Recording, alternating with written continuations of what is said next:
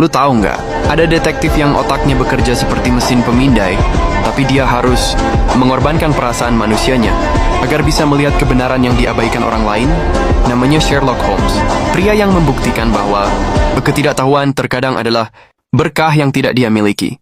Dia adalah mahakarya dari Sir Arthur Conan Doyle, seorang dokter yang awalnya hanya menulis cerita detektif untuk mengisi waktu luang di kliniknya yang sepi. Sherlock Holmes pertama kali muncul di London pada akhir abad ke-19, diperkenalkan melalui sudut pandang Dr. John H. Watson, seorang dokter militer yang baru kembali dari pertempuran di Afghanistan.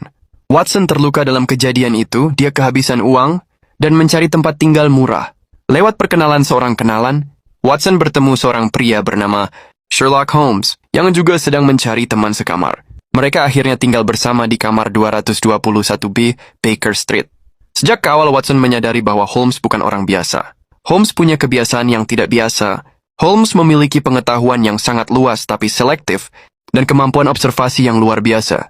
Dia bisa menebak profesi, kebiasaan, bahkan masa lalu seseorang hanya dari detail kecil.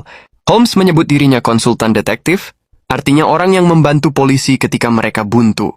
Kasus pertama yang diceritakan dalam A Study in Scarlet memperlihatkan metode Holmes, yaitu pengumpulan fakta, deduksi logis, dan pengabaian total terhadap spekulasi emosional. Watson terkejut melihat bagaimana Holmes bekerja tanpa intuisi atau perasaan, hanya dengan logika. Seiring waktu, Watson mulai mencatat dan menerbitkan kisah-kisah kasus Holmes, yang kemudian membuat Holmes terkenal di seluruh London. Holmes menangani berbagai kasus: kejahatan, pencurian, pemerasan, dan konspirasi. Dalam semua kasus itu, Holmes hampir selalu lebih cepat dan lebih tajam daripada polisi. Namun dia tidak pernah tertarik pada ketenaran atau uang. Yang dia cari adalah tantangan intelektual. Ketika tidak ada kasus menarik, Holmes sering merasa bosan dan gelisah. Dalam kehidupannya, Holmes hampir tidak memiliki hubungan pribadi. Dia tidak menikah, tidak mengejar cinta, dan menjaga jarak emosional dari orang lain. Satu-satunya wanita yang meninggalkan kesan mendalam padanya adalah Irene Adler. Bukan karena kecantikan, tetapi karena kecerdasan dan keberaniannya. Holmes menghormatinya karena dia mampu mengalahkan Holmes secara intelektual. Musuh terbesar Holmes muncul dalam cerita The Final Problem.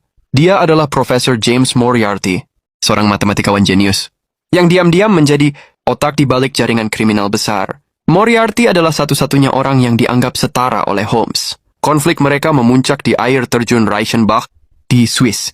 Dalam pertarungan terakhir, Holmes dan Moriarty jatuh. Dunia, termasuk Watson, percaya Holmes telah hilang. Selama beberapa tahun Holmes dianggap hilang.